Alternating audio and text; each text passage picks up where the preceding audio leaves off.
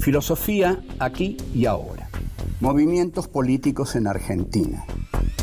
La ilusión en el progreso histórico era la bandera fundamental de la izquierda política. Sí, que se rompa, pero que no se doble.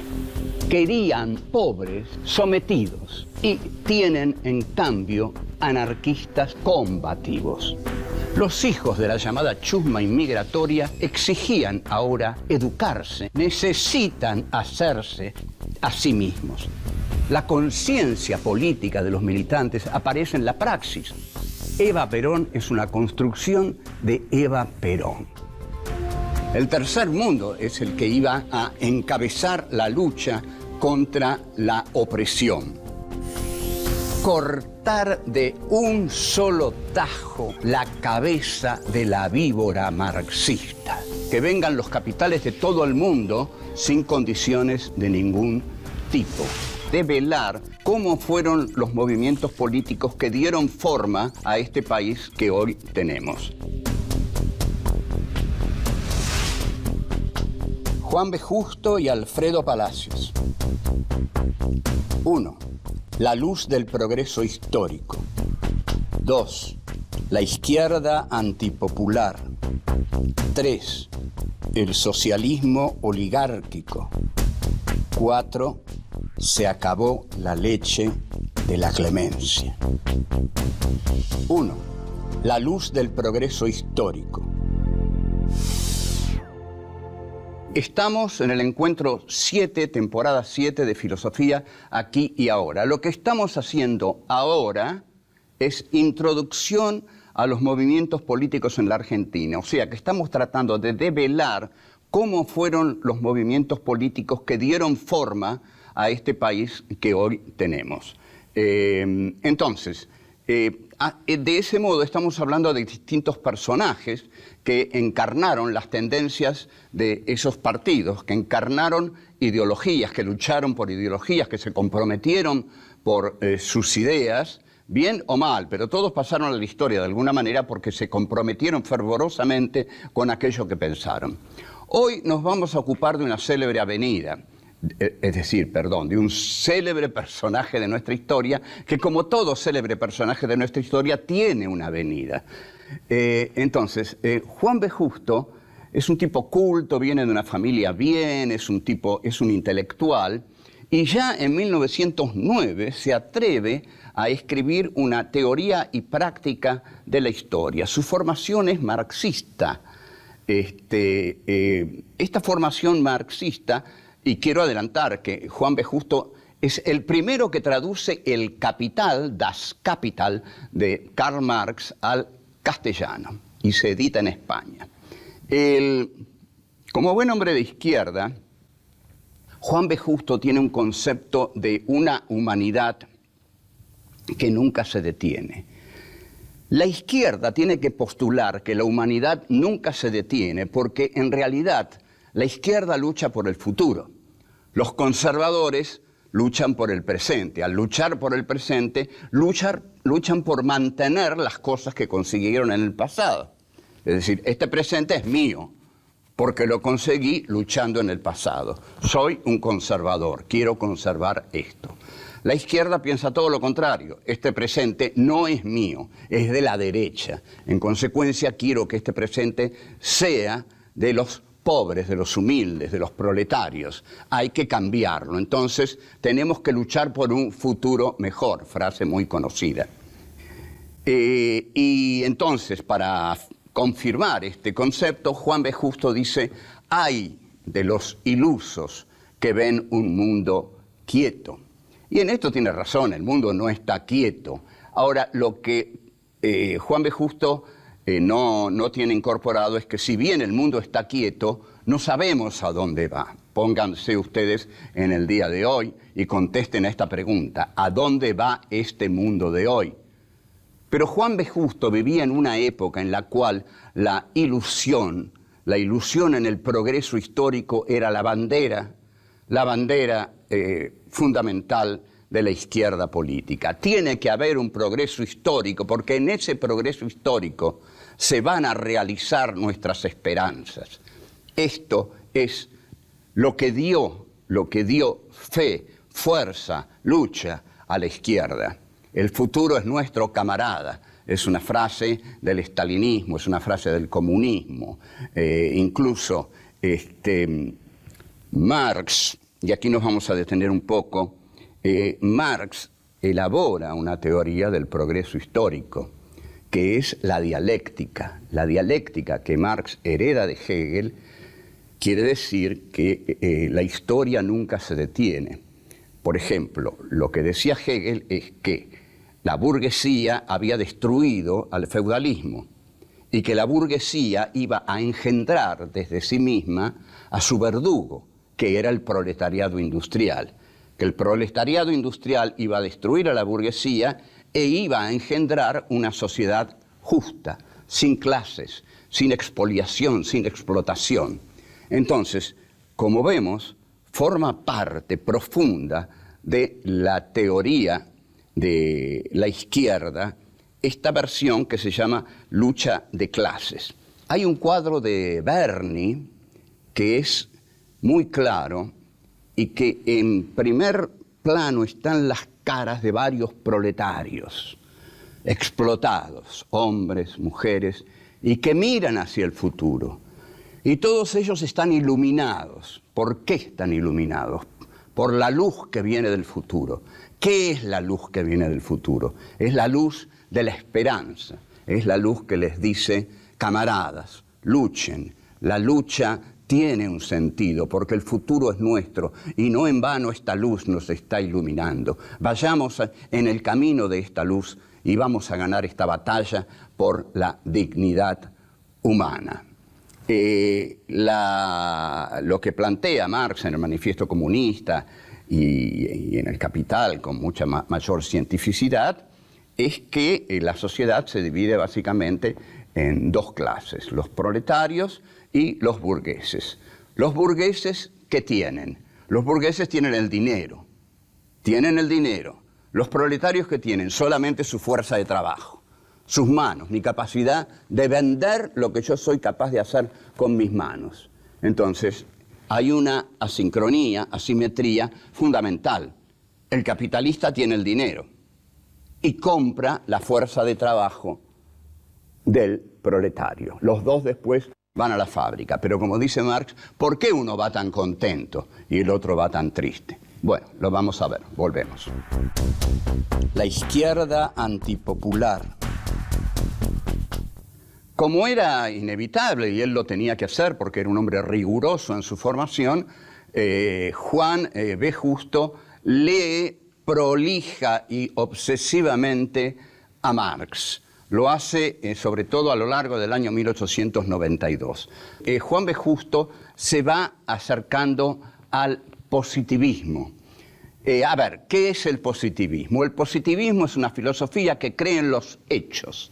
En consecuencia, el positivismo es una filosofía del establishment. ¿El establishment qué es? El establishment es algo que dice, señores, las cosas son como son. Hay un orden natural de las cosas que es el que nosotros representamos. Ese es el positivismo, una filosofía positivista, una filosofía de las cosas. Entonces, siempre le conviene a la derecha dejar las cosas tal como están. Pero Justo, como tenía alma de médico, de científico, de investigador, la ley, la filosofía de esta clase de gente era el positivismo, que ellos creían que era de izquierda, porque se atenía a la materialidad. Pero Marx nunca fue positivista. En el devenir de su vida, Juan B. Justo llega al diario La Vanguardia, que es un símbolo del periodismo socialista, y ahí Justo comienza a trabajar. ¿Qué es La Vanguardia? La Vanguardia va expresando las ideas del socialismo en América Latina, pero el socialismo no sabe muy bien qué hacer en América Latina, porque América Latina no tiene lo que tenía la Gran Bretaña de Marx, no tiene proletarios industriales inteligentes capaz de entender la teoría marxista y arrojarse en brazos de la revolución. Tiene inmigrantes pobres, hombres de ultramar o gauchos derrotados. Eso es lo que encuentra Juan B. Justo en la Argentina. Se siente desconcertado ante eso. ¿Con qué va a ser la revolución proletaria si no hay proletarios? Lo que hay es una oligarquía que explota despiadadamente a los que han llegado de ultramar. Bueno, de todos modos, Juan B. Justo era un hombre de insistir, y esto es muy bueno porque era un hombre de ideas y que llevaba las ideas a la acción. En este sentido es un hombre admirable y es el creador del Partido Socialista Argentino. No lo crea con mucho éxito porque el socialismo requiere masas y requiere masas con la suficiente conciencia como para entender qué es el socialismo. Y las ideas socialistas rechazan el terrorismo y quieren apropiarse del Estado para facilitar la terminación de la lucha de clases y lograr que se disuelva la lucha de clases y llegue el momento de la sociedad de la plenitud en la cual la explotación sea erradicada. Entonces, habíamos dicho que Juan B. Justo traduce el Capital en un esfuerzo enorme, y que el Capital, traducido por Juan B. Justo, es la primera traducción del Capital que se produce en América Latina. De algún modo, aquí tenemos otro orgullo argentino, como el dulce de leche, el colectivo, Messi, etcétera, etcétera. Ahora, al traducir el Capital, Juan B. Justo ve que es un texto tan difícil que lo aleja necesariamente de las masas. Y Juan B. Justo se da cuenta que este libro que Marx escribió en Gran Bretaña, en el British Museum, solo es un libro para Gran Bretaña, que lo pueden entender los proletarios industriales de Manchester y Liverpool, aunque no pueden entender el Capital, entienden más los panfletos, el manifiesto comunista. El Capital es un libro para fundamentar el socialismo en los niveles académicos. Con lo cual, efectivamente, ha logrado un éxito considerable, es un libro respetadísimo. Pero la Argentina tiene otro desarrollo respecto de la burguesía inglesa. Es muy simple, la Argentina no solo es un país nuevo, la Argentina es un país periférico, subalterno, que se ha estructurado de acuerdo al pacto neocolonial. Si alguien cree que en 1810 este país se independizó, hizo una revolución, no. Lo que hizo este país es salir de la órbita hispánica y entrar en la órbita británica. Eso lo llamamos pacto neocolonial. En realidad, la izquierda argentina tarda muchísimo en entender que un país en atraso no puede ser la vanguardia de la historia, que si la revolución socialista no se hace en Gran Bretaña, menos se va a hacer en un país subalterno, explotado, neocolonial. Volvemos. El socialismo oligárquico. Vamos a hablar ahora de otro hombre de la izquierda. No son estos dos, quizás, vamos a hablar de Alfredo Palacios. Juan B. Justo y Alfredo Palacios quizás sean antiguos representantes de la izquierda. De todos modos, la izquierda sigue enfrentando el problema que enfrentaron Juan B. Justo y Palacios, es decir, una lectura muy lineal de Marx que intentan aplicar a la compleja realidad argentina, que es tan compleja como el peronismo. Palacios era un disfrazado sin carnaval, como diría Discépolo, ¿no? Un disfrazado sin carnaval. Porque estaba disfrazado ¿de qué?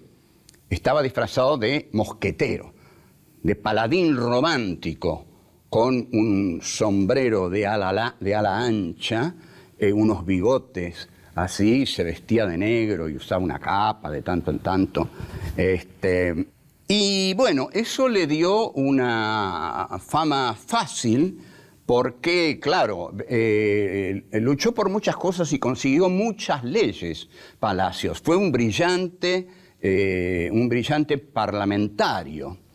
Y, por supuesto, formó parte de la Unión Democrática junto a todos los sectores oligárquicos y al embajador de los Estados Unidos, Sproul Braden, que encabezó esa manifestación de la civilización contra la barbarie que avanzaba inexorablemente. Palacios, pese a ser un hombre de izquierda, acompaña a la oligarquía con enormes carteles de Rivadavia, Sarmiento y Mitre. No sé qué carteles hubiera puesto Palacios. En realidad estaba de acuerdo con esos carteles. Palacios estaba de acuerdo con que esos hombres habían sido la burguesía de la Argentina, mientras que los gauchos federales habían sido la barbarie. Tenían que imponerse esos hombres de Buenos Aires porque ahí se imponía el progreso burgués que se iba a atar al progreso europeo y ahí la Argentina iba a surgir. Este es el esquema de Marx. Marx decía que los países bárbaros debían ser tomados por los países centrales y los países centrales los iban a desarrollar y a crear en ellos condiciones revolucionarias porque iba a surgir de la burguesía el proletariado revolucionario. En cambio, de los indios o de los chinos no iba a surgir nada. Hacen una traslación mecánica de eso y dicen, bueno, de los gauchos federales no va a surgir nada. En cambio, de la culta Buenos Aires, con sus relaciones con Europa, va a surgir alguna vez el proletariado que nosotros necesitamos. Y entonces todo va a cambiar. Apostemos, mientras tanto, tácticamente quizás, por la burguesía argentina. Entonces, este error fundamental de la izquierda argentina, que se sigue produciendo, es que la izquierda argentina nunca ve el progresismo que hay en el peronismo. Además, el peronismo no muestra siempre su progresismo. En el 46, Perón gana y gana muy bien con el apoyo de los negritos de las migraciones internas, de los morochos sudamericanos. A esos negritos y morochos sudamericanos, Perón es el que les da cobertura política. No importa por qué, si era bueno, si era un demagogo, si era un manipulador, era un modo de construir política. Perón vio al sujeto político de ese momento. Todos los demás no lo vieron o lo detestaron. Entonces, Perón con eso construyó su poder. Volvemos. Se acabó la leche de la clemencia. En febrero de 1946, Perón gana claramente las elecciones, asume como quien asume para siempre. Esto hunde en la depresión a muchos políticos y un poco bastante también a Alfredo Palacios. Alfredo Palacios y muchos otros políticos, al estar deprimidos, acuden a una vieja solución argentina que ya había dado muy buen resultado. Lo desagradable es que sea Palacios el que acuda a esto, y Balbín y otros, en fin, es lo que se llama golpear la puerta de los cuarteles, que es lo que se hace cuando no se tienen votos para ganar las elecciones. El caso es que lo mete preso a Palacios. Y aquí hay una anécdota linda de Palacios. Palacios estaba preso y no sé qué quería comida, quería agua. Y les grita a los carceleros, vengan a atender a un hombre libre. Y bueno, para esas frases era fantástico, ¿no? Porque él estaba preso y los otros no. Pero el hombre libre era él, porque él había luchado por la libertad de este país. En cuanto a Perón, meterlo preso Palacios fue un acto tonto.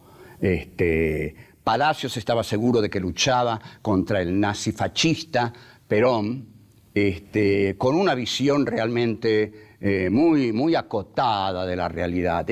Era incapaz de abrirse a algo más, incapaz de ver que los sectores marginados, hambreados de la sociedad, por los cuales un socialista debe luchar, estaban amparados por ese general Perón.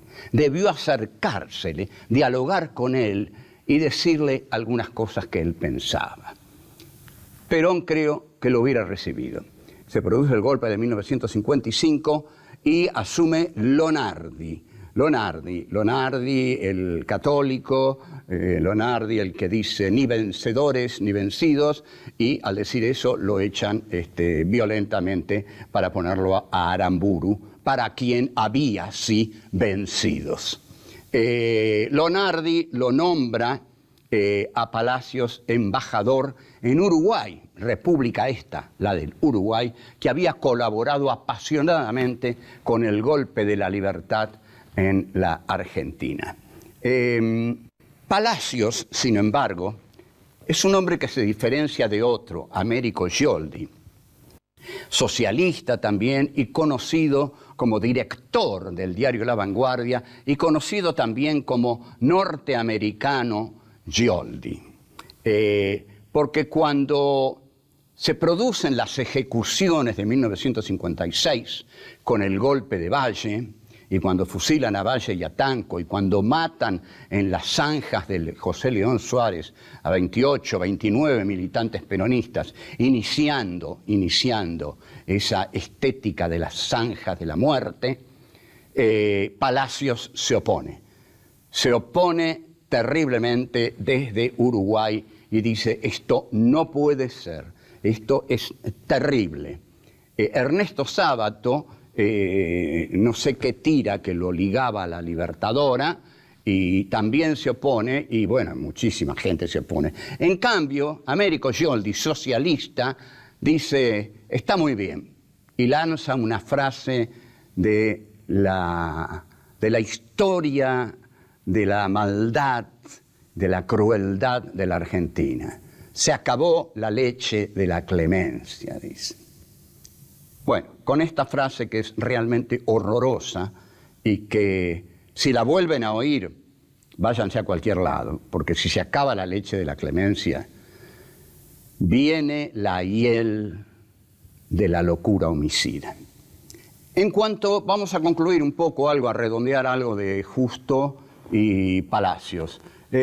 Justo muere en 1928, cuando Hipólito Yrigoyen asume su segundo gobierno, y en realidad muere bastante a tiempo, como para no hacer, yo qué sé, demasiados dislates. Justo deja una imagen de un hombre estudioso que traduce el Capital, que introduce muchas leyes, que está a favor de los pobres y que, sin embargo, algunos creían detectar en él una suerte de racismo, pero bueno, esto está medio en una nebulosa, en realidad sería medio absurdo, porque Justo era un hombre justo. En cuanto a Palacios, Palacios estuvo en la marcha de la Unión Democrática, después se rebeló contra los fusilamientos de la Libertadora, después viajó a Cuba, volvió más socialista y convencido que nunca, y después, como todos nosotros, se murió. Nosotros todavía no, por eso hablamos de él, y él no habla de nosotros, pero él se murió. Y bueno, así cerramos entonces Justo y Palacios. Chao, hasta luego.